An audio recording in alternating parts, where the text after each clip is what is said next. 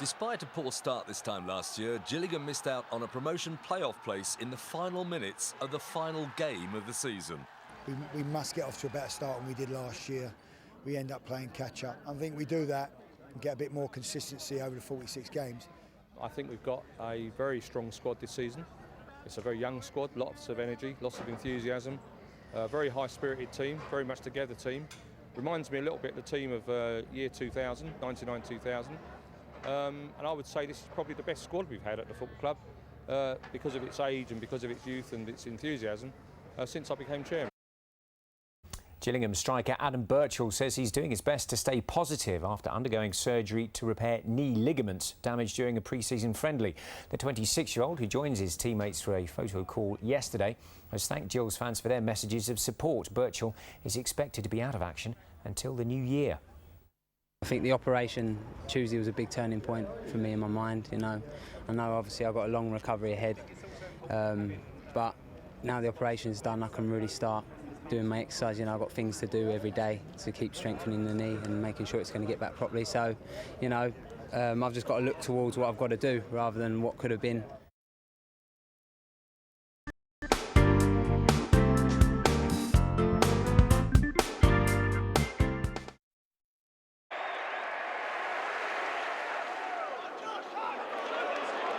These two sides met on the opening day of last season where they shared the points in a 1-1 draw. The Gills went one better this time. Joe Martin surged forward to centre the ball, and after Jack Payne's effort was blocked, Lewis Montrose slotted home to give Andy Hesenthaler's side a 26-minute lead. And it was the home side who nearly doubled their advantage as they took control of the game. Former Peterborough midfielder Charlie Lee's long-range effort nearly beat Cheltenham goalkeeper Scott Brown, who made an awkward-looking save.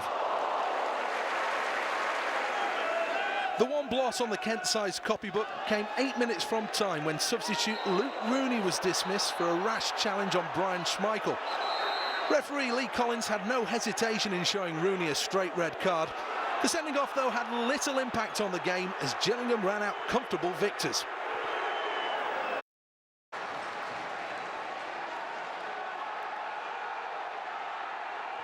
Will Buckley's made an impressive start to his Brighton career. The two-goal hero of Saturday's first ever game at the Amex made the difference again against a stubborn Gillingham side.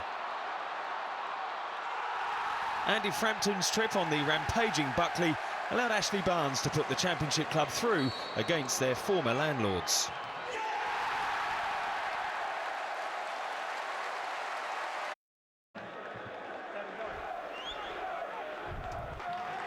Crewe don't lose at home too often, so this was a tough assignment for Gillingham, and they were up for the fight. Chris Whelpdale determined, then deadly.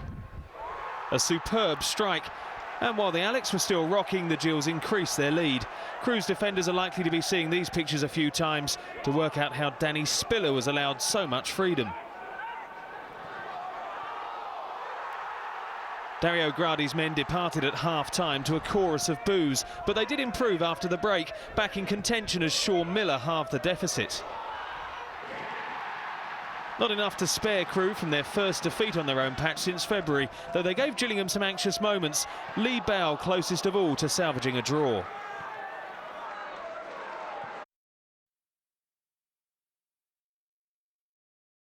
It was looking like 3 wins out of 3 for Gillingham when Danny Spiller scored in the opening minutes against Barnet, and that lead lasted well into the second half until this header made it 1 apiece. But soon after, they were inches away from going behind. Just look at this, off one post and then the next. But the Gills hit back emphatically with this 30-yard strike from Jack Payne. But the agony was yet to come. 4 minutes into injury time and a free kick. 2-2, the final score.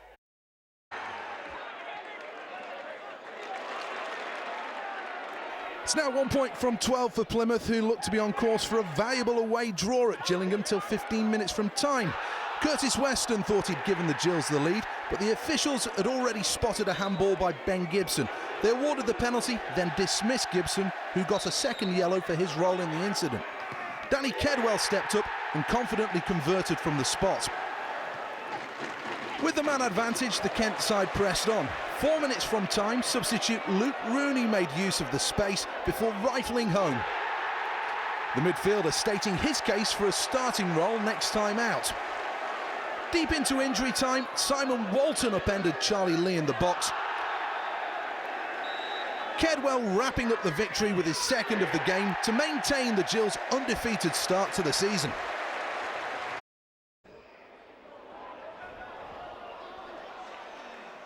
Gone but not forgotten by Millers fans, who were coming to terms with the news that striker Adam Lafondra had left the club. But his departure didn't stop them celebrating going clear of the chasing pack. The mercurial Danny Schofield leaving Joe Martin spellbound before his cross was nodded home by Danny Harrison. Substitute Mark Bradley was pivotal in turning the match the Millers' way against the unbeaten Gills in the second half. The midfielders run and pass, finding Lewis Graven to score the second and point the way to the top of the table. Gareth Evans then turned home Marcus Marshall's cross to secure the game. After which Millers manager Andy Scott paid his own tribute to the one they call Alf. After Saturday's games, well, in N-Pound League 2, Rotherham regained top spots from Crawley. After the Millers won and the Reds lost, Morecambe maintained their great start to the season, winning for the fourth consecutive time in the league. Cheltenham and Southend are into the top six after good wins for them on Saturday. Well, Crewe are off the bottom and they're replaced by the team they beat, Plymouth, with the Pilgrims still looking for their first win of the season. And so too are Jamie Pittman's Hereford. Bradford did, however, pick up their first win of the new campaign against Barnet.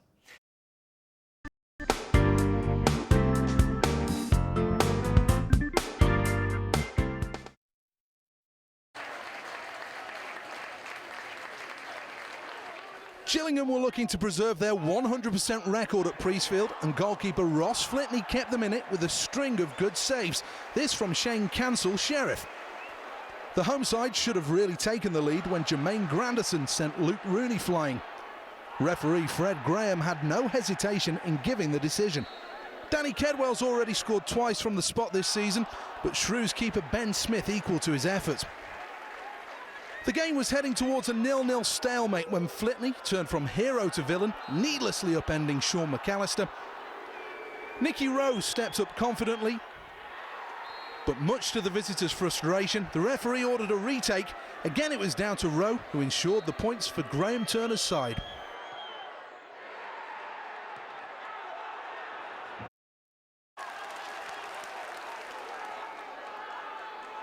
Accrington's long wait for an away win continues, but they won't get a better chance than this.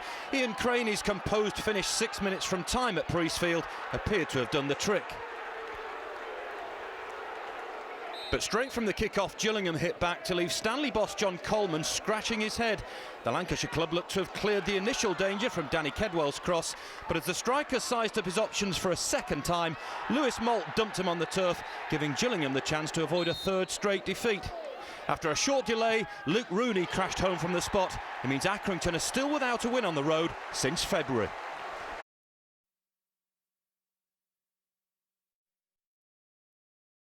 Gillingham are having a rough time of it too. Despite Southend going down to 10 men, Gillingham couldn't break through. Luke Rooney was twice denied by Southend's keeper before the killer blow 3 minutes from time. The Gills have now dropped to mid-table. Charlie Rose, BBC South East Today.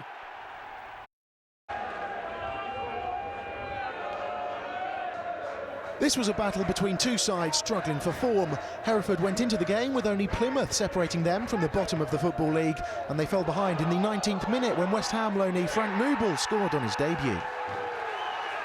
5 minutes later and it was 2-0. In the week he's been told he can leave the club on loan, defender Gary Richards headed the visitors into the ascendancy. Any hopes the home side had of a comeback were all but extinguished 5 minutes before the break, and the nature of Joe Heath's own goal confirmed this wasn't going to be Hereford's day. 4 minutes into the second half and it was 4-0. Danny Jackman was now getting in on the act with just his second goal in 2 years. He doesn't get many, but they're impressive when they arrive. Things then went from bad to worse for the home side. They were presented with a chance to pull back a consolation, but Rob Purdy's penalty smacked back off the bar. Andy Hessenthaler's side hadn't scored in half an hour, but with 11 minutes remaining, Chris Whelpdale became the 5th goal scorer of the afternoon, a goalkeeping mistake from Dave Cornell compounding Hereford woes. The Gills had only scored once in their last 4 matches, but they made it 6-0 in the 83rd minute. Stephen Payne completed Hereford's humiliation.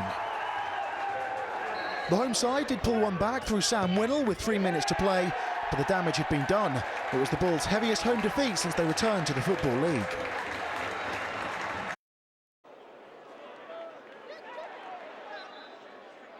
After struggling for goals recently, Gillingham have now managed 9 in 2 games. Having previously mustered only 1 in 4, the Gills' purple patch continued with Danny Kedwell's 20th minute opener. Goals haven't been a problem for Burton. The Brewers' record of scoring in every game this season remains intact, thanks to Billy Key's equaliser. His header from Justin Richards' deflected cross hauled Burton deservedly level. A switch to 4-4-2 has re-energised Gillingham recently. Frank Nouble's arrival from West Ham has coincided with the Gills' glut of goals. He restored the home side's lead with his second in as many games. Nouble's presence has also helped his new strike partner. Seconds later, Gillingham made it 3. Kedwell completing his brace from Danny Jackman's pass. It might have been a hat-trick for the former AFC Wimbledon man, but his path to goal was abruptly and illegally blocked by Aaron Webster. A second yellow card saw the Burton man walk. And it was to get even worse for the away side. They finished the game with 9 men. Ryan Austin was on a booking when he clattered into Charlie Lee. The inevitable red card completed Burton's miserable afternoon. Defeat sees the Brewers overtaken by Gillingham, who are now up to 6. Plymouth stay bottom of League Two after they picked up their first win of the season. Hereford just above them after their goalless draw away from home. Morecambe hold on to the top of the league spot despite that home defeat to Bristol Rovers. Shrewsbury move into second, while Southend's good form continues as they move into the top 3 for the first time.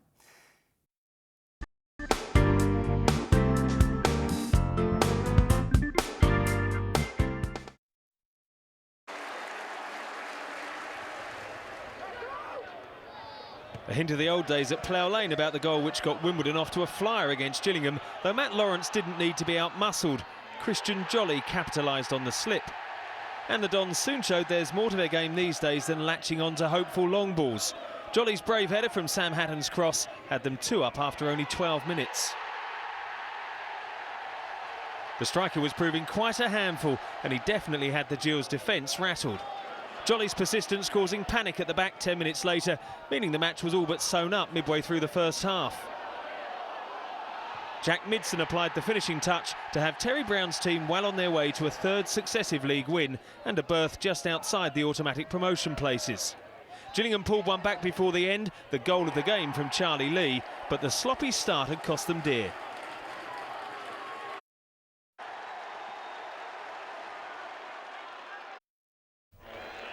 Gillingham made a number of changes for last night's game, including a first start for teenage Argentinian keeper Paulo Gazzaniga, who had an eventful debut. The game began well enough for the Gills, with big defender Gary Richards somehow bundling the ball home from close range. Minutes later, Andy Frampton was penalised for shirt pulling, and Izeli McLeod thumped the resulting penalty home to level things up. Gillingham refused to be downhearted and created a series of decent chances during a lively first half, but faded after the interval, and Barnet went ahead on 72 minutes thanks to Marshall's well-placed low shot. Gazzaniga was then perhaps a little unluckily adjudged to have brought McLeod down in the box, but fortunately for the Gills keeper, the big Barnet striker blasted over this time. But with 6 minutes to go, he made amends, sliding the ball under the advancing keeper to complete a frustrating night for the Gills. We look like we threw the towel in, and that's disappointing because, you know, we can't do that, you know, because, again, at the moment, we're playing well for 45 minutes, but we can't play well for 90 minutes for some reason. On the plus side, if the strikers can start to convert some of the many chances they created, results can only improve. Neil Bell, BBC South East Today.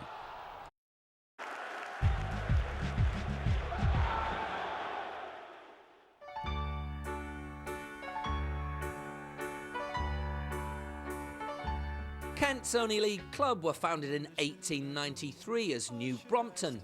They became Gillingham in 1912 following the renaming of their local area, and in 1920 started the first of 2 spells in the Football League. According to a 2003 football fan census, they're the league's least disliked club, with no other team supporters considering them to be their main rivals. In 1961, Gillingham were involved in their own version of planes, trains and automobiles when they had a nightmare journey to Barrow.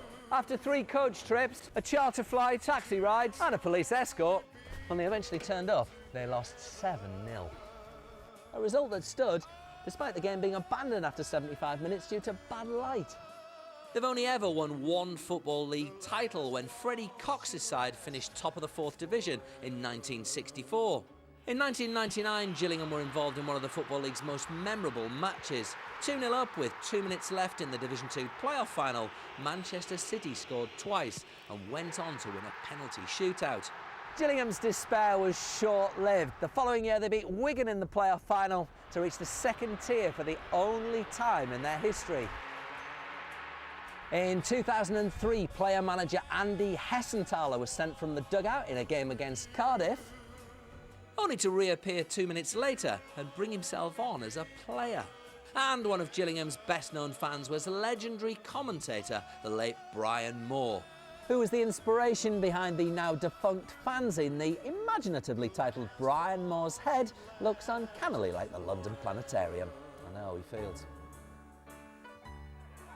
There were plenty of talking points as 2 of League Two's most potent attacks in Gillingham and Port Vale met. It was the home side who were counting their blessings early on when Vale's Tom Pope crashed a header off the crossbar. Pope was heavily involved in the opening goal of the game. His cushion header found Mark Richards, who beat a flat-footed Ross Flitney. So Mickey Adams' side in the lead, and so far this season that's meant 3 points. But not on this occasion. Rob Taylor's lunge on Frank Nouble was judged to be a penalty. The responsibility fell to Gill's top scorer Danny Kedwell to convert and claim a point for his side. Stuart Tomlinson guessed right, but controversially the assistant referee flagged for a retake because he felt the keeper was off his line. Well, they say that practice makes perfect, and that was the case for Kedwell, who made no mistake to level at 1-1. And that's how this one finished.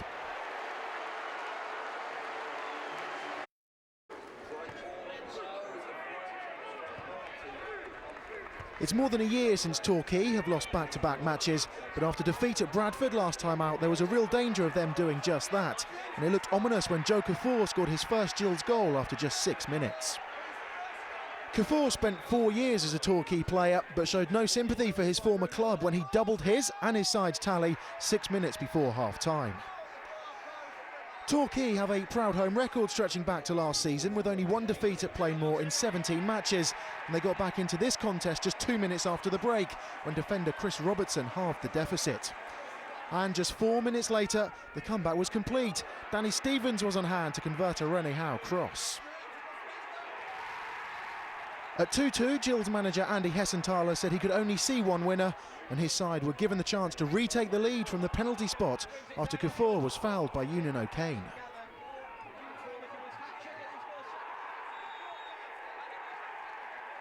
Luke Rooney converted from 12 yards to re-establish the away side's lead.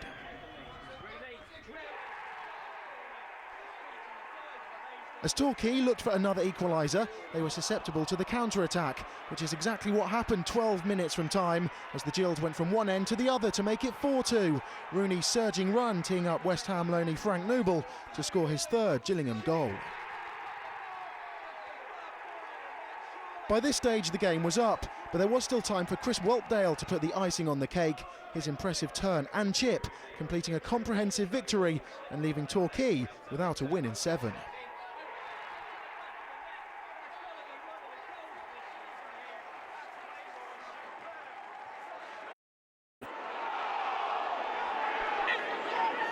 Not even 2 red cards could prevent Gillingham ending Oxford's unbeaten run. The U's were undefeated in 8 matches upon arrival at the Priestfield Stadium, but fell behind on the stroke of half-time to a spectacular strike from Lewis Montrose. For Oxford, this was a story of missed opportunities. There were over 40 minutes still to play when Joe Martin received a second booking for a foul on Robert Hall. But still the Gills recorded a rare clean sheet, even when the match winner Montrose saw red for a rash challenge on Asa Hall. But the 9 men hung on, ensuring that Andy Hessenthaler remained even-tempered. I'm not going to be too harsh on the lad, because he's a fantastic player and still learning the game, and I was really pleased with him. Fantastic goal he scored. He's won the game for us.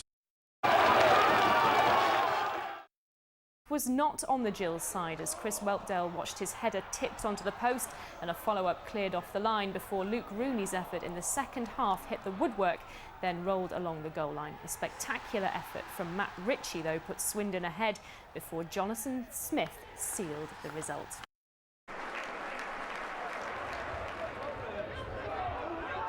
Morecambe move into the top three at the end of a bad few days for Gillingham, who lost to Swindon on Tuesday. Gary Hunter got the hosts off to a spectacular start. Isaac Reed's second half run was equally eye-catching as Morecambe made themselves more comfortable. Kevin Ellison demanded the cutback and put it to great use. His 8th of the season meant there'd be no way back for the Gills. Their only cheer of the afternoon came too late to make a difference. The match 5 minutes into stoppage time when Joe Kufor's pace brought a trip from Barry Roach. The keeper allowed to stay between the posts, but unable to do anything to stop Frank Nouble from netting the consolation.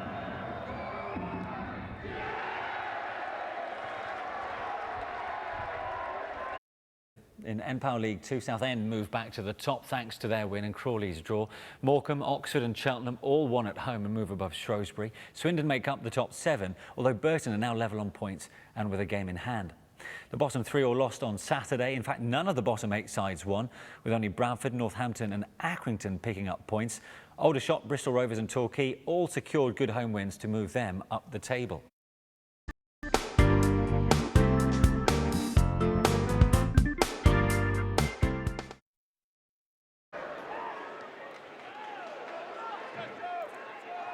Northampton boss Gary Johnson says he went through every emotion during this game at Gillingham.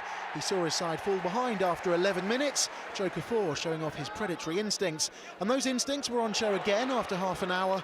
He received a knockdown from Chris Whelpdale and improvised to great effect for goal number 2. West Brom loanee Seydou Berahino extended his stay at Sixfields this week, and he showed why Johnson was keen to keep hold of him when he halved the deficit 5 minutes later. But on the stroke of half-time, the home side were presented with the chance to restore their 2-goal cushion. Kufor went down under the challenge of Kelvin Langmead, and after initially waving away the protests, referee Carl Berry changed his mind following a chat with his assistant. Kufor was keen to take it, and he duly completed a first-half hat-trick. The second period was as end-to-end as the first, with both sides creating chances. Langmead went some way to making amends when he brought his side back into contention 10 minutes after the break. And a little over 5 minutes later, the comeback was complete. Berahino making it 3-3 from a well-worked free-kick routine. If the Cobblers thought they'd done the hard work, then it was undone a minute into stoppage time, as Langmead conceded his second penalty of the afternoon. This time, the referee needed no help from his assistant, and Langmead was booked for his troubles. Danny Kedwell was the man who stepped up. Different taker. Same result. Crawl and the Cobblers, who are now without a win in 6.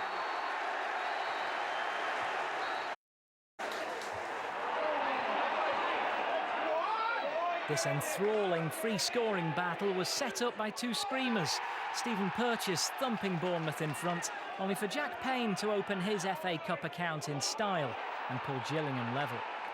Former England international James Beattie began training with Bournemouth this week, but they seemed to cope without him as Stefan Zubar restored the advantage. And then Scott Malone, on loan from Wolves, pushed them into a 3-1 lead that was commanding but catchable, as Danny Jackman proved with a free kick that Bournemouth keeper Daryl Flahaven let slip through his legs.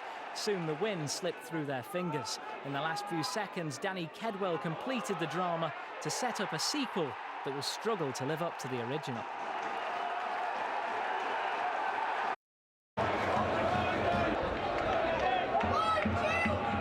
Loanee Frank Nouble was cup-tied last week, but he wasted no time in returning to the score sheet, and after just 7 minutes he headed home his 5th Gillingham goal. 9 minutes before half-time and the visitors found themselves 2 goals to the good. Goalkeeper Jamie Young was unable to keep out Chris Whelpdale's long-range effort. The Shots were staring a 5th home defeat in the face and began to up the tempo. They pulled one back with 9 minutes to play, but Scott Davis's strike was no more than a consolation. 4 wins in 5 now for the Gills.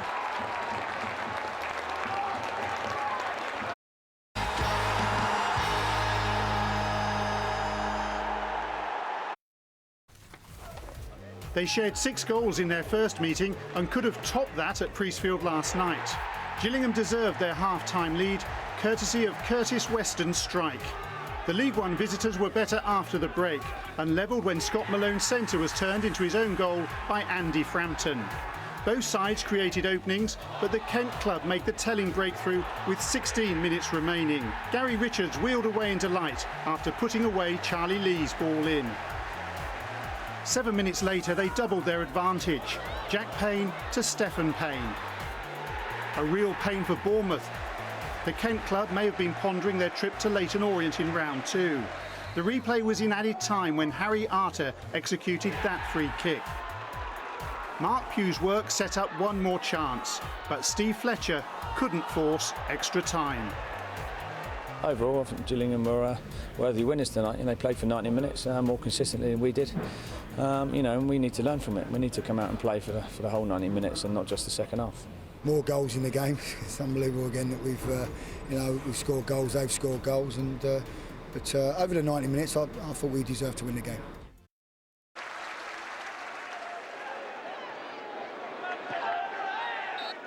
Gillingham move into the top 7 despite being frustrated by lowly Bradford. City's goal intact despite some impressive acrobatics from Joe Kufor.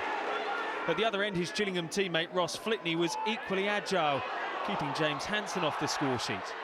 The Bantams are yet to win on the road, but they'll be happy with a draw from this testing trip. If Stephen Payne's cross shot had got even the faintest touch in the centre in the closing stages, Gillingham would surely have taken all the points. A disappointing performance from the Kent club. Well, before we sign off, let's have a look at the league tables then. In N-Power League 2, Crawley joins Southend at the top of the table and only trail the Shrimpers on goal difference now. Cheltenham, Shrewsbury and Burton keep pace with those two, and Swindon and Gillingham move above Morecambe, who lost at the Shrews on Saturday. Plymouth recorded a much-needed win over struggling Northampton and are now just 3 points from safety. Dagenham continue to struggle after suffering their 8th straight defeat. Barnet's win on Friday lifts them 6 points clear of the relegation zone.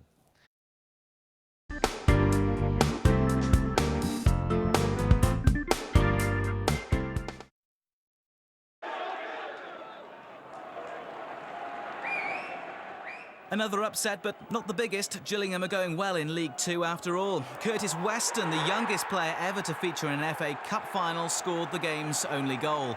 Orient came back strongly in the second half and nearly claimed a replay in the last minute. QPR loanee Lee Cook hitting the bar.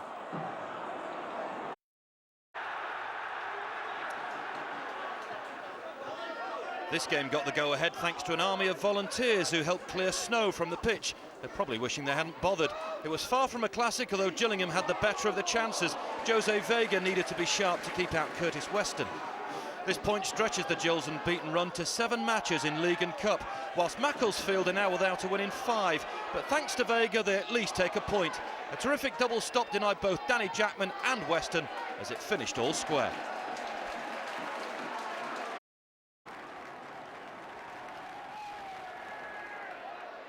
Having drawn blanks in their 2 previous league outings, Gillingham rediscovered their scoring touch to see off Bristol Rovers. Lewis Montrose headed them into an 8th-minute lead.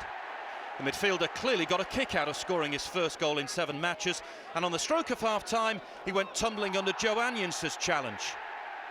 Rovers boss Paul Buckle felt that was the turning point, as Danny Kedwell blasted home to double the advantage. That meant Rovers were staring at a 5th game without a win, but just after the restart, Mustafa Carriol nipped in to raise hopes of a turnaround. Danny Jackman soon killed off any chance of that happening, restoring Gillingham's 2-goal cushion midway through the half. West Ham loanee Frank Nouble stinging the palms of Scott Bevan, with Jackman perfectly positioned for the follow-up. Andy Hessenthaler's men now firmly in control, and matters got worse for Buckle's men when Cian Bolger sent Curtis Weston flying. The Leicester loanee was shown the inevitable red card, leaving Kedwell on the spot for a second time. The Kent club now 8 games unbeaten in all competitions.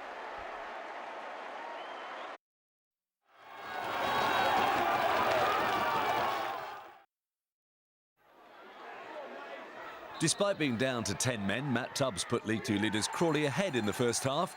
But soon after the break, Chris Whelpdale's cross was bundled in a little fortuitously by Joe Kaffour to level things up.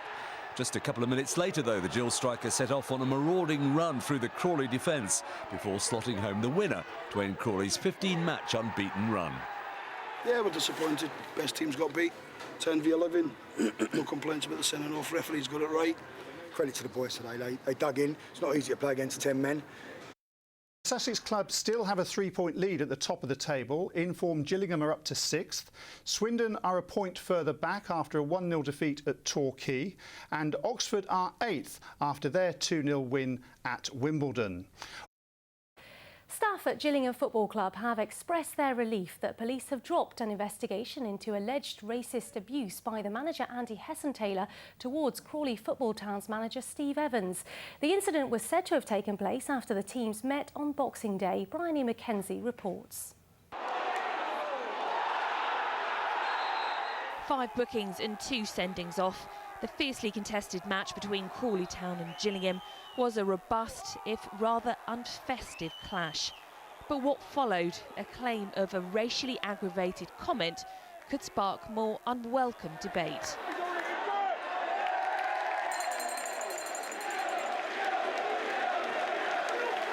In a statement today, Gillingham Football Club said they were aware of the unfounded allegation made by a member of staff at Crawley Town Football Club, but they were prepared to rigorously defend both the club and manager Andy Hesson-Taylor.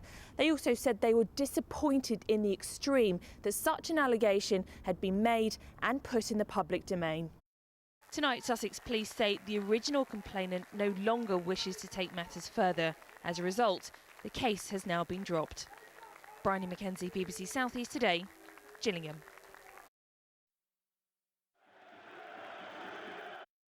Danny Kedwell put the Gills ahead after a mistake from Dagenham's keeper, but Billy Bingham and Brian Woodall hit back to lift the Daggers into 20th.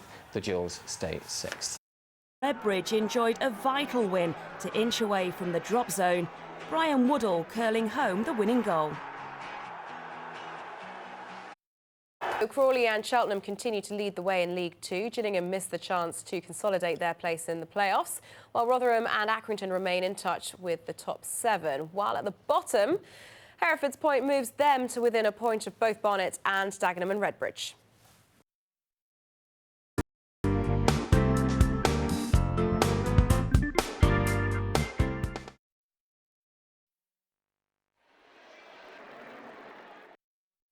Gillingham had to work hard for their lead, but some nimble footwork in the box from Danny Jackman and a precise shot put them ahead. Defender Joe Martin was then sent off with half an hour to go, but the Gills held on to maintain their promotion push. I think it's one of the best results of the season, I've got to say, for 2 reasons. A, because we needed to bounce back, obviously, from the disappointment on Friday, and obviously us going down to 10 men, which made it very difficult.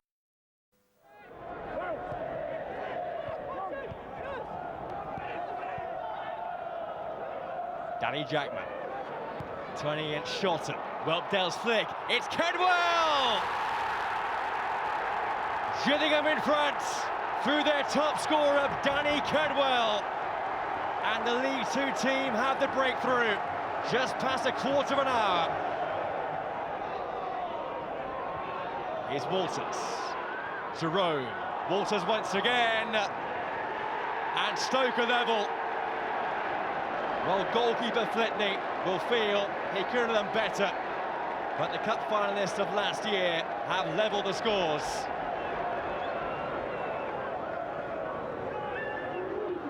Shotton's long throw on by Shawcross, and Jerome there to pounce and turn the game around for the Premier League side. Shawcross off the crossbar with Jerome on hand. Palacios with the corner. Huth! A third for Stoke early in the second half. And the team 66 places superior in the football pyramid. Now 2 goals better off.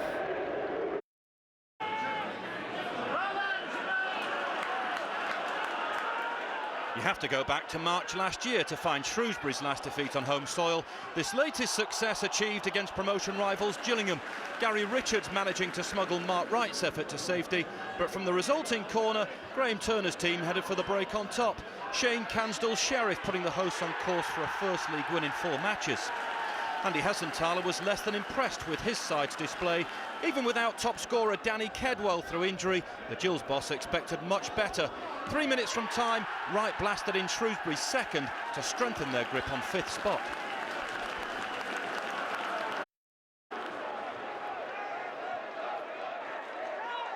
Last week, Andy Hessenthaler said some of his players needed a kick up the backside. You can only fear for the Gills' collective posterior after this display. Things looked good when Gavin Tomlin gave them a 4th-minute lead.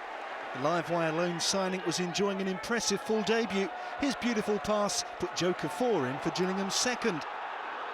At this stage, there was no sign of the carnage to come. Yet Hessenthaler would deem his side's second-half defending criminal. On the hour, George Moncur picked out Luke Moore in Acres. He tucked away his second goal in as many matches. But no harm done, it seemed, as 2 minutes later, Tomlin, who failed to score in 22 matches for Dagenham and Redbridge this season, restored Gillingham's 2-goal cushion at 3-1. Then came the defending that most incensed Hessenthaler. A quickly taken corner found Gillingham daydreaming. Gary Richards' own goal once again made a game of it. With momentum surrendered to the Dons, their equaliser came with 10 minutes remaining. Matt Lawrence did look hard done by as his tussle with Jack Midson resulted in a penalty. But Midson was unforgiving from the spot, the first of his match-winning brace. Midson completed the Dons' comeback in the 89th minute. Gareth Gwillam's run went unchecked by a now demoralised Gills, and Wimbledon confirmed a result that could be painful for Gillingham in more ways than one.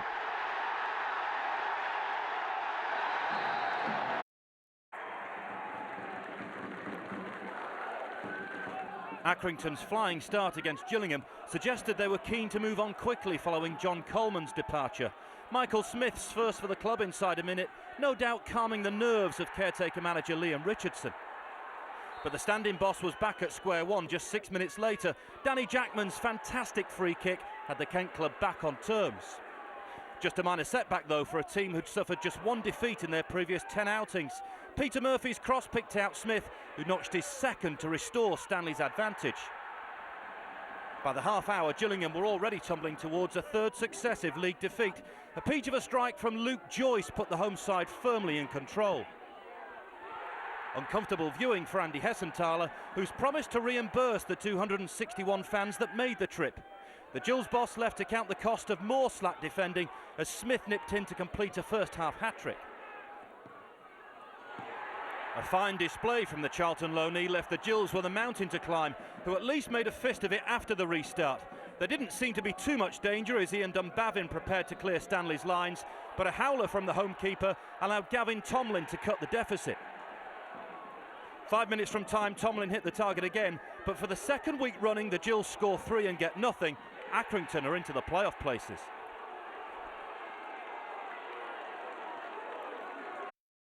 Well, let's take a look at the league tables after Saturday's games then. In N-Power League 2, we have new leaders with Cheltenham Town hitting top spot for the first time, so well done to them.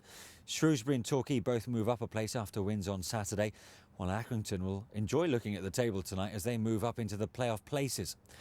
At the bottom, Northampton's miserable form continues, so they continue to prop up the rest. They're joined in the bottom 2 by Plymouth, who also lost. Things are looking marginally better for the Daggers, though. Their vital win against Rotherham at least gives them a tiny bit of breathing space.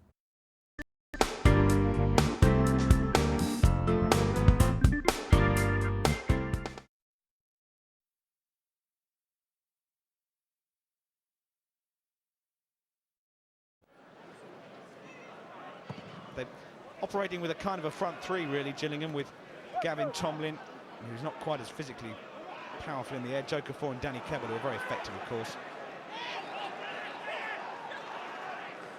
This is Clehesi. And the cross comes in, and Dickinson is unmarked, and it's going to be driven into the net. And there's the opening goal for Southend United, and it's Liam Dickinson who sweeps it in from 6 yards. Gillingham totally switched off at the back. There were several players who were not picked up by defenders, and poor Paolo Gazzaniga, on his first start, one of his first actions is to pick the ball out of the back of the net. Southend have the lead, Gillingham 0, Southend 1. Prosser's throw. Again, Dickinson going for it. He might be able to get it on the ground this time. Mosny clips it over the top. I think Martin's onside. And he's got players in support if he can find them. This goes across goal and goes in. Ferdinand might have got the last touch to that. It is 2-0 to Southend. Martin made it, and Ferdinand got the touch as well. There was a Gillingham player alongside him. I think Ferdinand thought he was offside here, and almost tries to get out of the way. Martin was definitely onside though, and Ferdinand continued his run. There were bodies coming forward, and it might have gone in off Joe Martin. The away side have real control of this game now. We've had half an hour, and it's Gillingham 0, Southend 2. Try and get the ball back downfield quickly will Gillingham. And this finds Curtis Weston. And wide to Tomlin. Tomlin was stopped once, but not twice, and he has a chance to go for goal, and that is an absolutely wonderful strike by Tomlin, who just got a sight of goal and rifles it into the roof of the net. It almost looked as though he was going to lose possession on the edge of the box, but what a hit from Gavin Tomlin, and Gillingham are back in business. We've got 3.5 minutes of normal time to go. Gillingham 1, Southend 2. Kedwell tries to get hold of this. A slip by Mosny, headed forward by Martin. Flicked on as far as Tomlin, tries to put Gafford away. It's blocked. Here's Tomlin once again. He's got plenty to aim at. They can't get near him. This might fall for a chance for Weston, and it's saved by Morris. What a chance, very late on for Gillingham. We're not going to hide behind any excuses. It's 11v11. You know, can say that we were fresher than them, and we just didn't get going in the first half.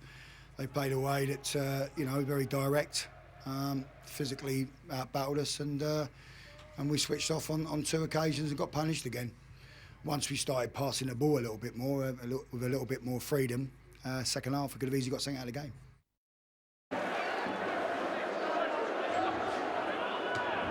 There's no end to Gillingham's distress. 5 straight league defeats despite going in front at Vale Park. Chris Whelpdale with the emphatic header from Gavin Tomlin's cross. The Kent club had the chance to take total control after the break when Joe Kufor released Danny Kedwell. Stuart Tomlinson stood his ground, which was more than could be said for the Gills in the final 10 minutes. Their advantage disappearing as Doug Loft looked for Sean Rigg at the far post. Gillingham were determined that wouldn't happen again. Another dangerous Loft cross saw Whelpdale take drastic action. The Valiant's top scorer Mark Richards shoved in the back in the very last minute and unfazed by all the fuss. Richards' winner leaves Port Vale breathing down the necks of the playoff pack.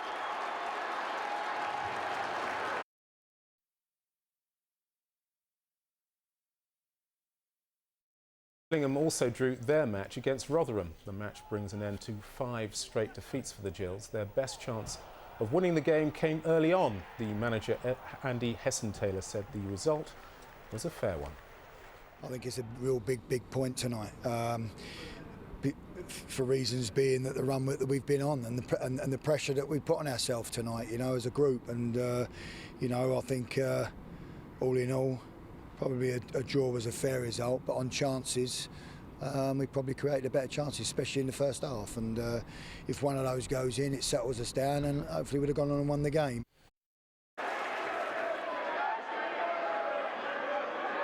A chance for Torquay to show last week's defeat to Bradford was merely a blip.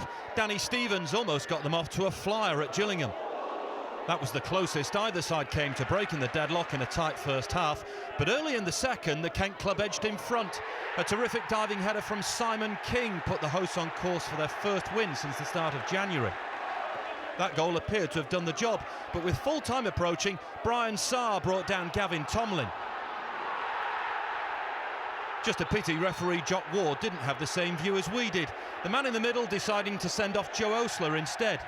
No surprises then that Martin Ling plans to appeal against the decision. Danny Kedwell took full advantage from the spot as Torquay crashed to a second straight defeat.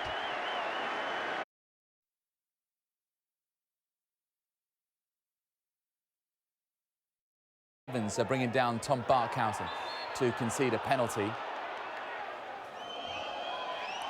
Robert Purdy stepped up, 1-0 to Hereford just 4 minutes later. Barkhausen got the visitors' seconds. A minute before half-time, though, crucial goal this from Chris Whelpdale for Gillingham. So 2-1 down just before the break, 2-2 just after it, thanks to Danny Kedwell on this occasion. But then Hereford went to re-establish their advantage as Barkhausen scored his second of the match. Bit of an error there from the Gillingham keeper. 3-2 Hereford. Looked like game over when Will Evans made it 4-2 to the away team with 10 minutes to go. But then cue a quite remarkable turnaround. Charlie Lee pulling one back for Gillingham in the 81st minute. So that was 4-3. 2 minutes to go. Lee scored again to make it 4-4. Can you imagine the atmosphere at the Priestfield? They at least secures them a point, or at least that's what he thought. Hereford then had a chance to win it. In stoppage time, Paolo Gazzaniga fouling Barkhausen, penalty given. But the spot kick was saved by Gazzaniga, making amends. You think that was enough drama for one night? Not so. Gillingham pushed forward, looking for that winner. There was a mass scramble. This is incredible, really, isn't it? Gavin Tomlin eventually got through the mass of players to make it 5-4, 2 minutes into stoppage time. You might as well take a shirt off and throw it. And kick the advertising hoardings. And a few other things besides. What a game at the Priestfield. And I think also even more astonishing because Gillingham suffered 2 4-3 defeats in January, back-to-back. So I suppose they kind of... Gills fans have witnessed a few 7-goal thrillers in recent seasons, but nothing could have prepared them for last night's craziness. 2 down to Hereford after just 7 minutes, the evening appeared to be heading towards another home defeat. Then this happened. Whelpdale scores though for Gills! Oh, it's Danny Kedwell in fact! It'll be Barkhausen, it'll be 3-2 to Hereford. Pass on the Gills box and in across, goal! Driving forward, edge of the box, left foot shot! In! Gills! Ran his man inside the penalty area, Lee shoots, goal! Gavin Tomlin! Oh my goodness me, Gills have made it 5-4! What a game! What a goal! Absolute nightmare, I've got to say. I don't really want to go through that again. Obviously different emotions, but you know, thankful for the win, but lots of lessons to be learned tonight. You know, but one thing I would say is the boys kept going. Those playoff positions in 8th position, they dropped to 16th with a 10-point penalty at the moment, as Swindon, Cheltenham and Shrewsbury are the top 3. At the bottom end, it's Northampton and Dagenham and Redbridge, the bottom 2. Hereford only outside on goal difference.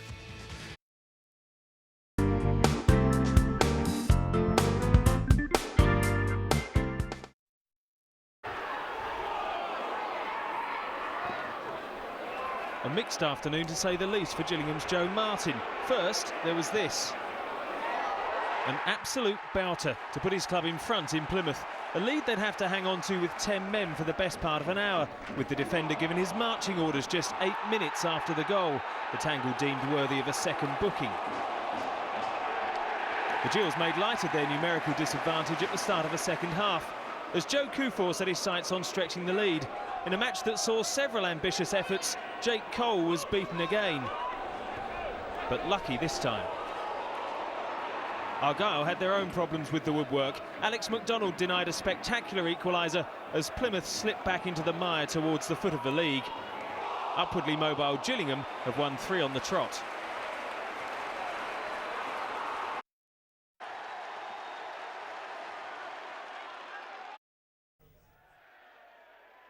The Gills were on a winning run, so could they extend it? With 7 minutes of the first half remaining, it didn't look good when Barnett took the lead. So let's fast forward to the second half when the Gills took control.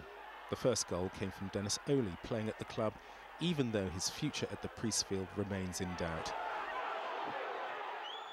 Jordan Oberter allowed Gillingham to take the lead.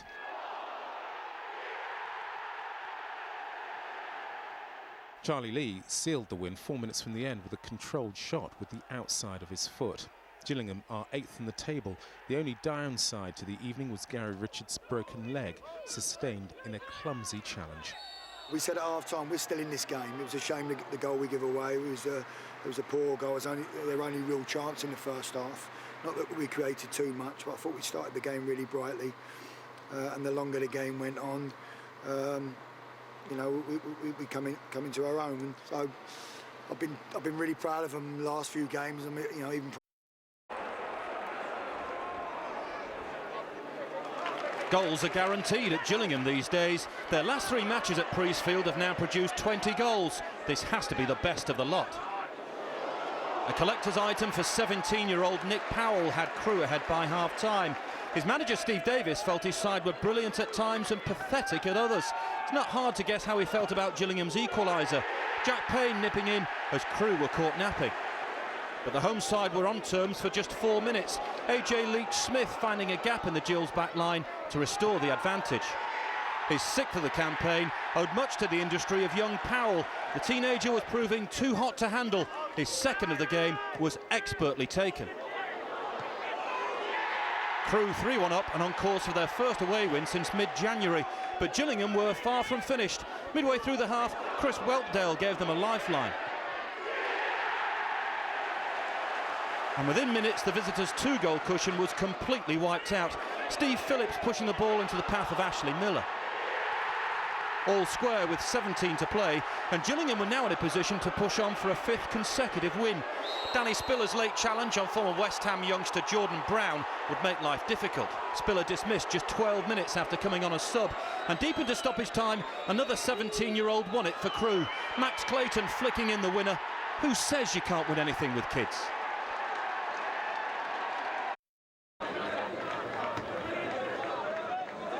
With only 9 games left, Cheltenham have chosen the wrong time for a wobble. The Robins recorded a 3rd straight defeat, with Gillingham's Jordan Oberter making the most of some lax defending.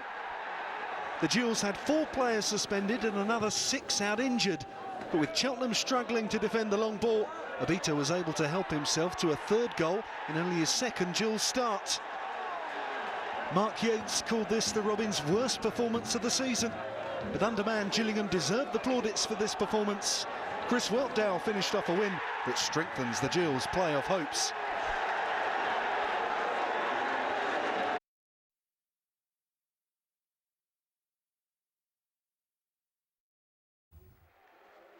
The teams last met on Boxing Day when seasonal goodwill was conspicuous by its absence and the Gills came out on top.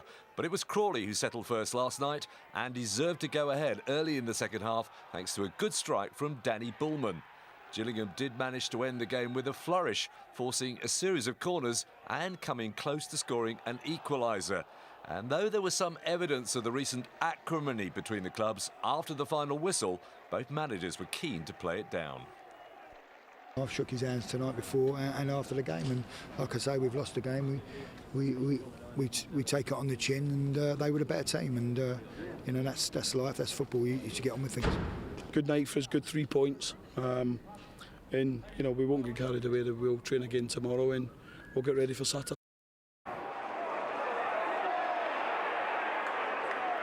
Referee Scott Matheson was at the centre of controversy as Gillingham were held at Bradford. The Kent club started brightly in West Yorkshire when Lewis Montrose headed them into a first-half lead. And the Gills were nicely on course for maximum points just before the hour. Joe Kuffour spotting the run of Jordan Oberter, but Bantams defender Simon Ramsden beat him to it. There seemed to be no way back for Phil Parkinson's men, but Narky Wells flicked in to put the game back in the balance. The sub on target just minutes after having a goal ruled out, and he was in the thick of things again when Bradford bagged their equaliser. James Hansen's effort was rightly chalked off by the linesman. By the letter of the law, Wells was interfering with play. However, Matheson didn't share the same view, and after a lengthy discussion, the goal was allowed to stand. A slap in the face for Gillingham's promotion prospects. And sadly their poor form continued. They lost 1-0 away to Burton Albion. Gills manager Andy Hessenthaler says the team will now have to win 6 of their remaining 7 games if they are going to make the playoffs. Yeah, it's a Could Gillingham rekindle their playoff hopes after managing just 1 win in 5 games? Chris Weltdale's deflected effort against the post had them wondering if Macclesfield would be the latest side to thwart them. When the opening goal came after the break, Gills boss Andy Hessenthaler said it would not have looked out of place in the Premier League. He was just as delighted by Matt Fish applying the finish after the defender had come in for recent criticism. Keeper Paolo Gazzaniga preserved the lead with a flying stop from Matt Smith's head before Gillingham went on to seal the points and lead the Siltmen in the drop zone. It was another flowing move, this time orchestrated by Danny Cadwell. He released substitute Danny Spiller, who raced away before delivering the cross for Weltdale to bravely head home the second. In NPAL League 2, Torquay have closed the gap on Swindon to 2 points after the Robins were held at home by Bristol Rovers. Southend were the only other side in the top 7 to win over the weekend. Hereford and Macclesfield are both looking in trouble after both lost without scoring. There was a valuable 3 points for Plymouth as they draw level on points with Bradford, and Dagenham have now climbed up to 19th with another win.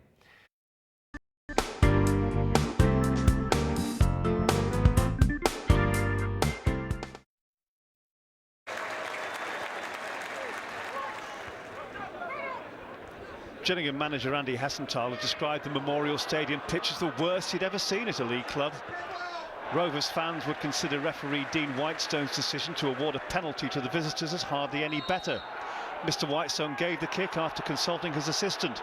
Dan Woodard's handball considered deliberate. Danny Kedwell took the kick. Scott Bevan made a fine save, twice. Gillingham did take the lead 10 minutes into the second half thanks to this fine strike from Chris Weltdale. Nothing Bevan could do about that. 6 minutes later, the home side were level. Matthew Gill provided the cross. Elliot Richards the header. Whatever the state of the pitch, it didn't seem to trouble Mustafa Carriol. He raced through the Gills defence 10 minutes from time to put Rovers in front. But Gillingham kept alive their hopes of a playoff place in stoppage time. A long clearance from Paolo Gazzaniga and a looping header from Dennis Oley, giving them a valuable point.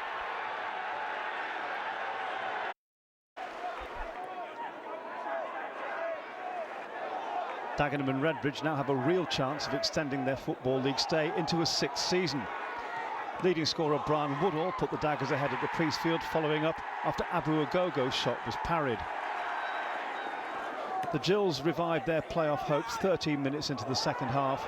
This fine strike from Rowan Vine. Dagenham's Dominic Green hadn't scored this season, but he made this one for himself. Perhaps Gillingham keeper Paolo Gazzaniga could have done better, but John Still's side are now 9 points clear of the bottom 2 with just 4 games to play.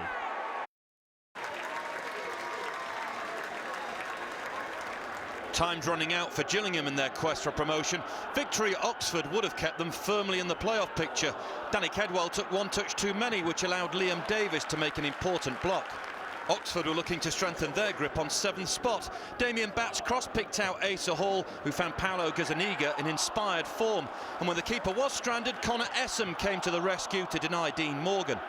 And he's summing up, Gills boss Andy Hessenthaler refused to rule his side out of the promotion race after a gutsy display. Their faint hopes kept alive by Matt Fisher's terrific goal line clearance. Kent Police have issued a strongly worded statement insisting that Gillingham Football Club pay for policing inside the Priestfield Stadium next weekend or face safety being compromised. The row over policing levels and costs could mean a Gills home game against League 2 leaders Swindon is played behind closed doors. Medway Council says fans won't be allowed into the ground until an agreement is reached between Kent Police and the club. John Hunt has our report. Every time these two clubs meet, tensions run high. The last time they clashed on the pitch in Kent in 2009, the scenes on the terraces weren't pretty. Gillingham usually doesn't need many police at their home games. When Swindon Town visit, it becomes a major operation. That club's chief executive says he doesn't know why. Gillingham and Swindon seem to have this rivalry. I'm not sure where it stems from, but it's been going on for quite some time. But previous fixtures haven't been overly fraught. Medway Council, though, says it is worried about the next time these two clubs meet here a week on Saturday. It could be a crucial fixture for both teams, and because of a dispute between the club and the police about the number of officers required, it's issued a prohibition notice, meaning the players could be forced to play in front of an empty stadium. I've been privy to intelligence reports and information by the police, and I'm satisfied from the information that they've given me and from the questions that I've asked them that there's a danger that if we allow the club to go ahead or the game to go ahead with spectators within the ground without adequate policing, then there could be a safety issue. The disputed game is due to take place between Gillingham and Swindon on April the 21st. The club and Kent Police have held talks over security costs for the game. If no agreement is reached, the match could be held behind closed doors. Fans say that would be a tragedy and a financial blow for the club. If it is for the title, then they're likely to bring down 1,500 people. And if you look at the costs of that for Gillingham, then you're looking at £30,000 worth of gate receipts probably. So if the game wasn't staged, then Gillingham would obviously lose that money as well. Earlier today, Kent Police said that having the appropriate number of officers inside the stadium was essential and that this cost must be met by the football club. They say it's not acceptable for the taxpayer to subsidise a commercial activity. Talks between the club and the police took place today, but so far no agreement has been reached. John Hunt, BBC South East Today in Gillingham.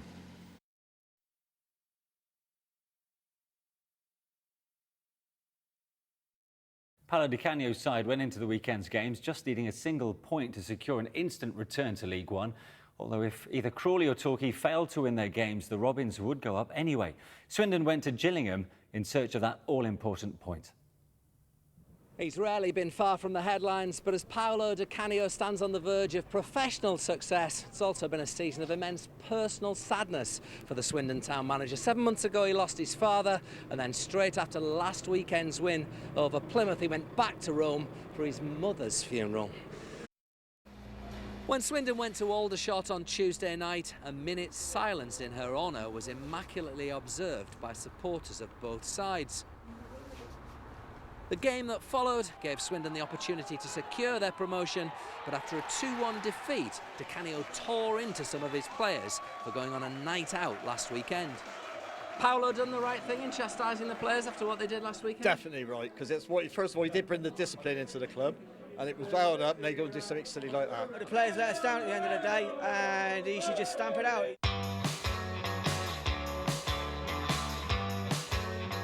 Gaffer's made his feelings clear.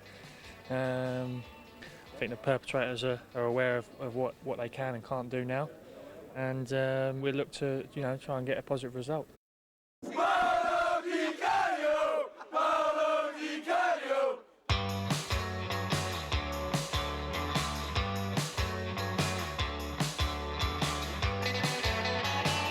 And so it's at Gillingham's Priestfield Stadium that Swindon hoped to seal their fate, and a game that might have taken place behind closed doors after a dispute over policing costs.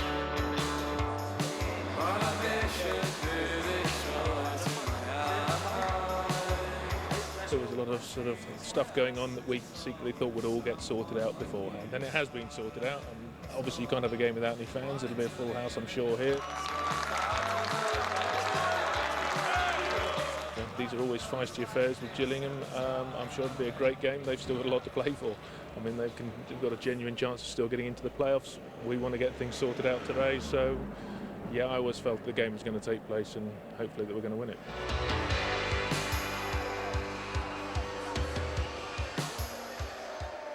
Swindon's quest for that precious point hit the skids just before the half hour. Danny Kedwell's looping header had the leaders sweating.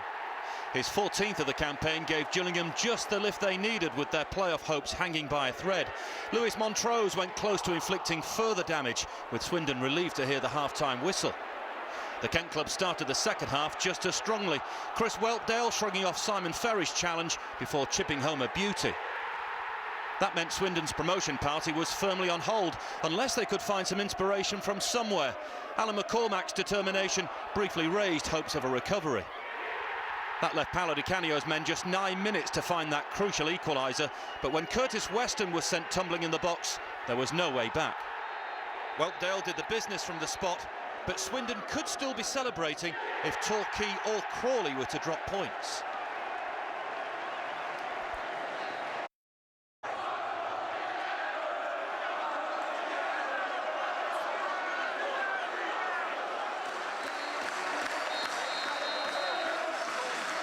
It's difficult to celebrate for many reasons, but most important thing is because I want to finish as a champion, and then because already I'm thinking about the future. So it's obvious that for 10 minutes I can relax a little bit more and enjoy with the fans and the player, because during the season they're suffering together and they deserve this moment.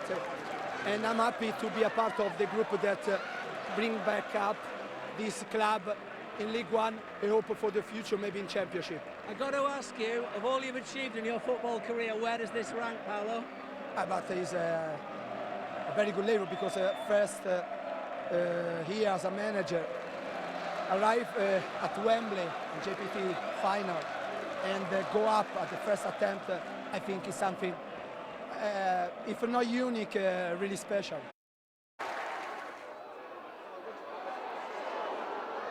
With Northampton's safety already guaranteed, there was a chance for Eddie Boothroyd to experiment against Gillingham. Lewis Wilson could be one to watch for the Cobblers. Having already gone close once, the rookie striker's big moment came just before half-time. Wilson's first senior goal coming in only his second appearance. At kick-off, Gillingham was still in with a shout at the top 7. Joe Kafour's equaliser earned them a point, but a draw wasn't enough. The Gills just miss out on the playoffs for the second year in a row. Well done once again to Swindon, now champions of N-Power League 2. Shrewsbury's win sees them also promoted. They're in third tier for the first time in 15 years. Crawley were beaten at home and now need to win on the final day to guarantee that third promotion spot, with Torquay and Southend ready to pounce on any slip-ups. Cheltenham's win guarantees them a playoff spot, while Crewe just need a point to confirm their position in the top 7. At the bottom, Macclesfield never managed to halt their awful run in 2012 and as a consequence leave the Football League. And with Hereford and Barnet both winning, the battle to avoid that last relegation place goes into the final weekend.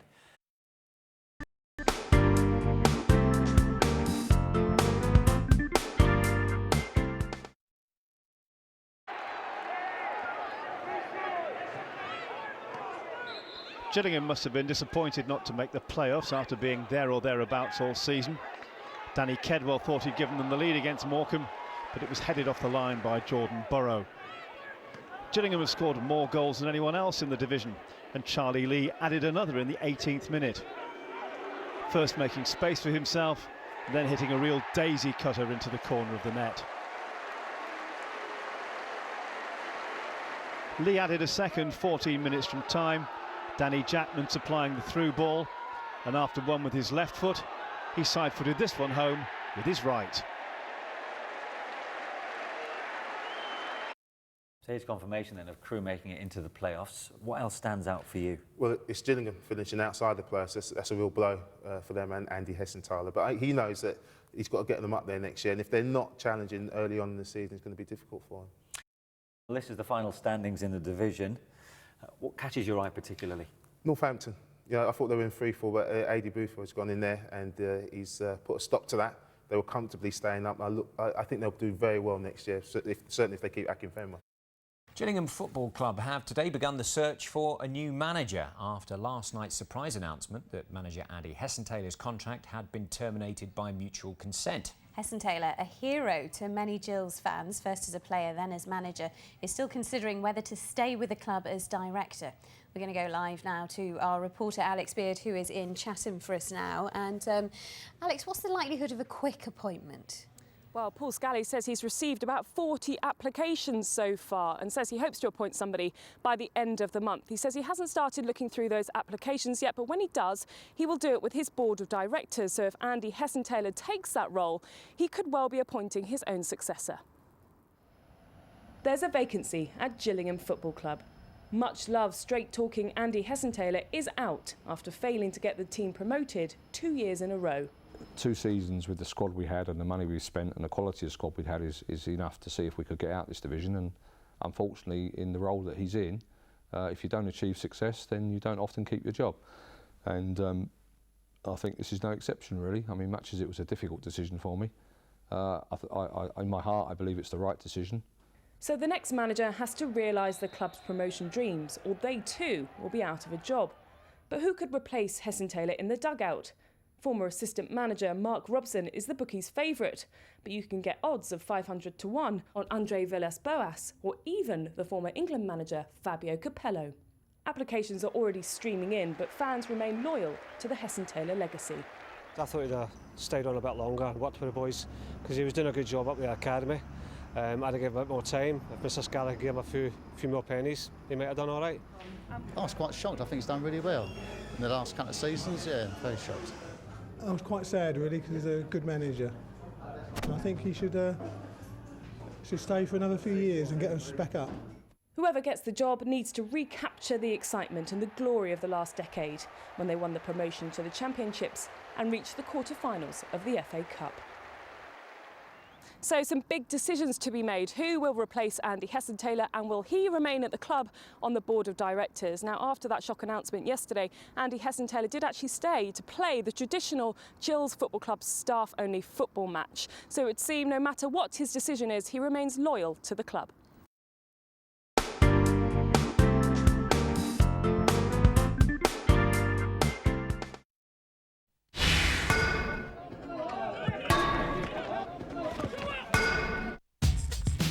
Barry Fuller, former captain and done.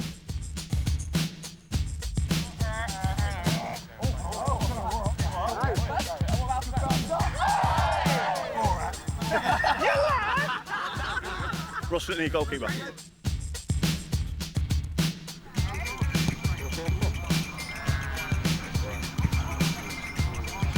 Curtis Weston, midfield.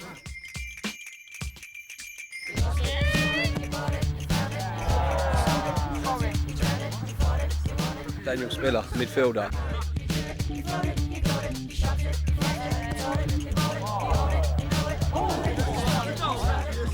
Dean Rance, midfielder.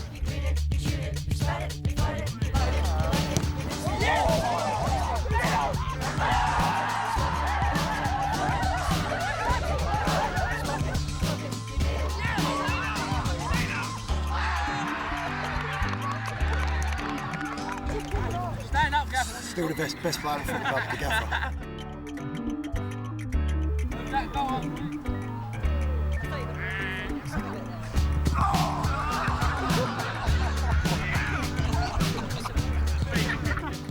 Chris Rockdale, midfielder.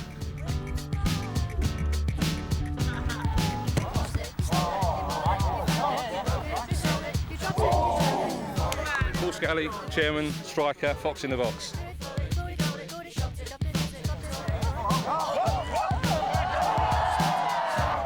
On behalf of Soccer AM and Gillingham Football Club for a fantastic strike and hitting the crossbar.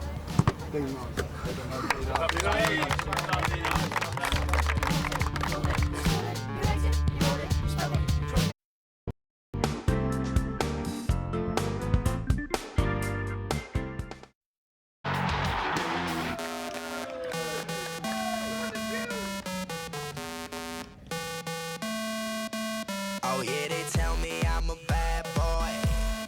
All the ladies look at me and act coy. I just like to put my hands up in the air.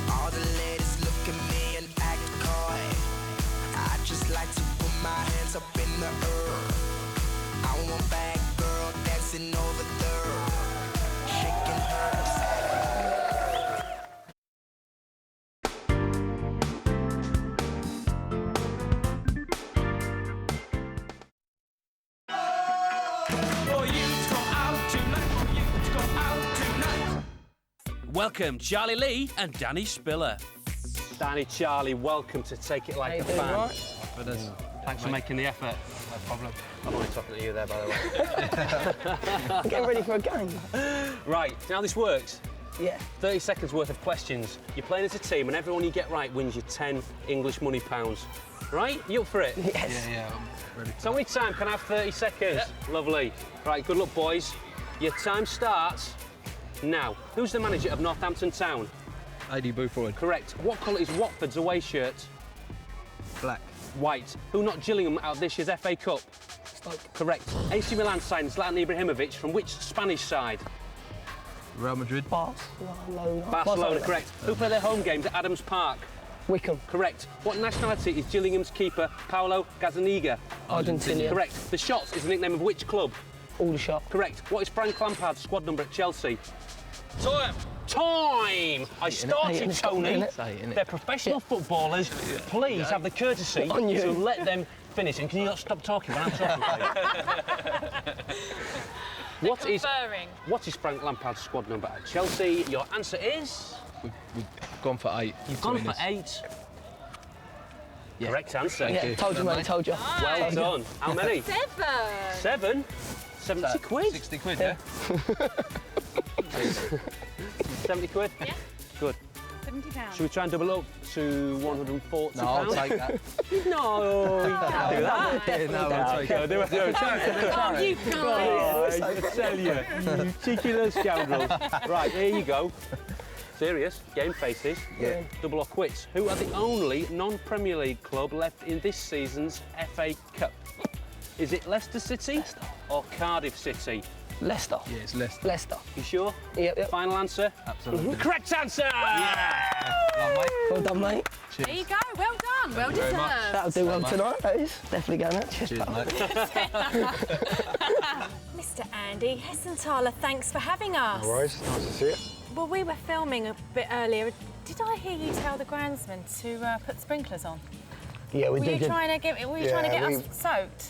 No, I wasn't trying to do that for you. I was trying to get him to make the pitch a little bit better than what it is. Oh, right, OK, because we were on the pitch at the time and I was worried that my spray tan might sort of run. No, we won't rub that off, there's no problem. I'll let you off because you are the gaffer.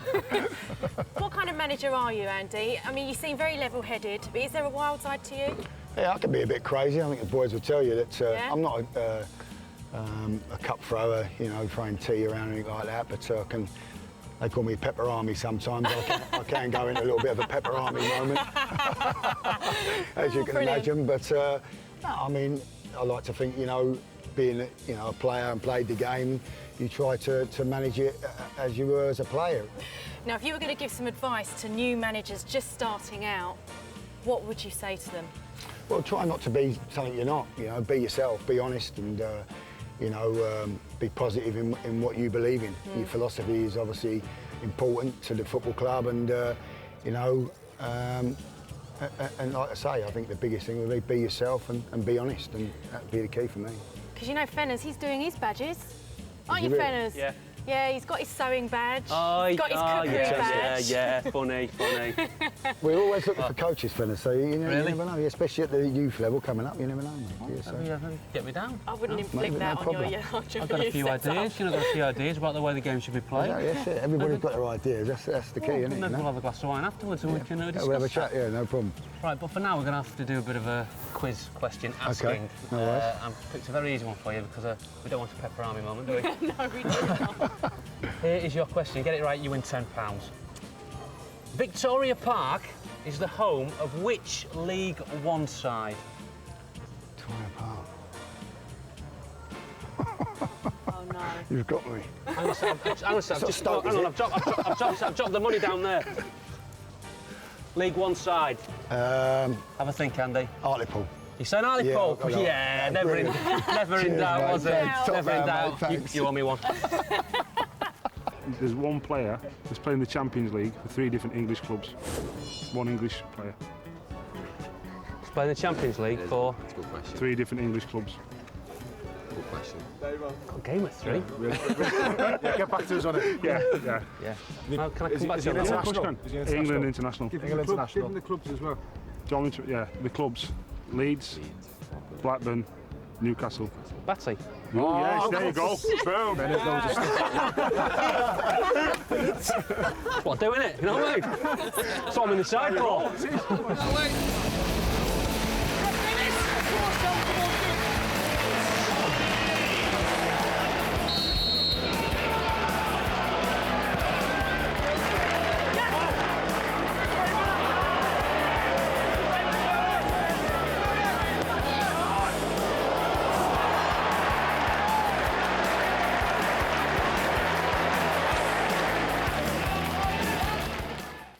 Penalty. It's Greg v Gills keeper Darren. Earlier on in the programme, Greg here won the right to take a penalty here at the Priestfield Stadium. He's up against reserve keeper Darren. Are you ready for this? Yep. Let's go, Greg.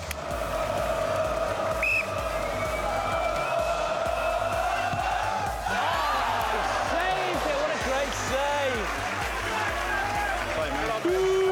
A decently The way struck it goes, the way it penalty, goes. but Show me the eyes. The way it he goes. showed him the eyes. Is that what it was? Yeah, eyes. It's the way it goes. Good save, Darren. Well done. Play, man. Well done, mate.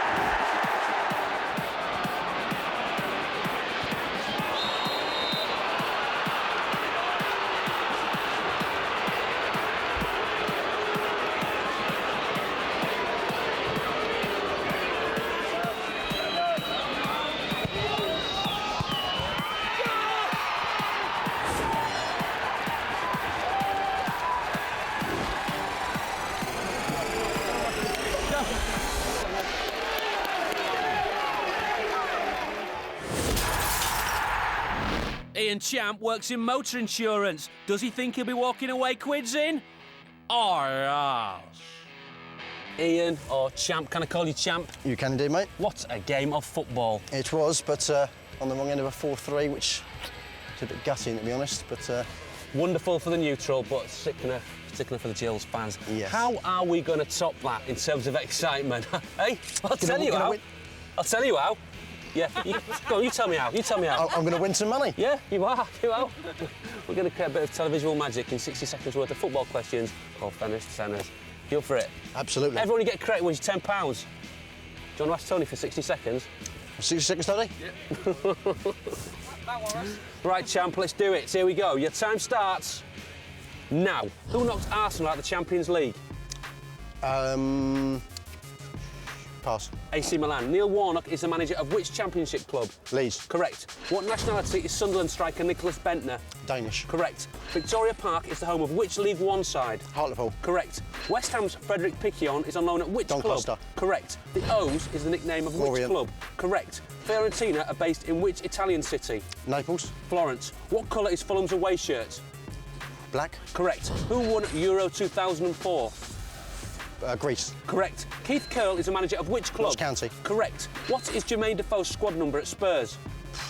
19. 18. Hajduk Split play the domestic football in which country? Croatia. Correct. Who won last season's FA Cup? Arsenal. Man City. Paul Konchesky plays for which championship side? Leicester. Correct. Who is the chairman of Sheffield Wednesday? Milan Mandaric. Correct. The Philips Stadion is the home of which Dutch PSV club? Eindhoven. Correct. I started, Tony. Let him have a go. At which stadium would you find the Paxton Road End? Paxton Road End. Ooh, Preston? No. No. White Hart Lane. What? Really? Yeah. What about that? 12. Yeah? 12. Decent. Decent, magnificent, £120, Wow, not bad, is it? champ. He is the champ. Hey! Come on, champ! Not not yet, not yet. 120. Now then, we've got the option here to I know you walk have. away with £120 or double it up for 240. Well, it'd be rude not to double it up, wouldn't it? Well, you are the champ. That's what champs do, innit? It is, hopefully. Right, here is your double or quits question that can win you £240. Best of luck. Who won more competitive games as Chelsea manager? Luis Felipe Scolari or Andre Villas-Boas? He's done so well. Incredible knowledge. And this is a 50-50 question. And I'll go Scolari. You going Scolari, champ? Yes. I've got to take that answer. You have indeed. The way we do it. It is. Well, I can tell you that Villas-Boas won 19 games in charge. Yep. Scolari. 120! You're still the champ! Hey! That's all from us at the Priestfield Stadium. What a game. What a game. 7-goal thriller. If you want to get in touch with us, you can email us or you can tweet us, and we'll see you next week. That's all from Take It Like It's Sam.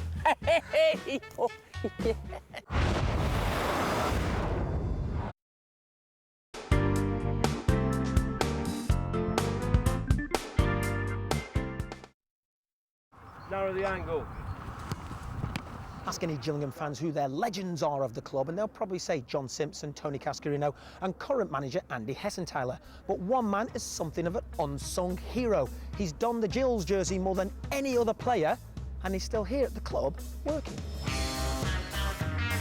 Goalkeeper Ron Hilliard clocked up a massive 657 appearances in 17 seasons for Gillingham and even had a spell as assistant manager. Oh, you did well, the keeper. Hilliard's positioning has been good.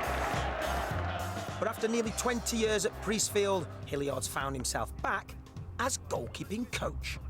I think his experience of the game, and I've got to say, he's made a massive effect on the keeper straight away and give everybody a little bit of a lift. It's nice to be back amongst the lads at this level, and yeah, I see old faces around the club now and that were there when I was here. Obviously you get treated a bit special at times and you get greeted well looked after.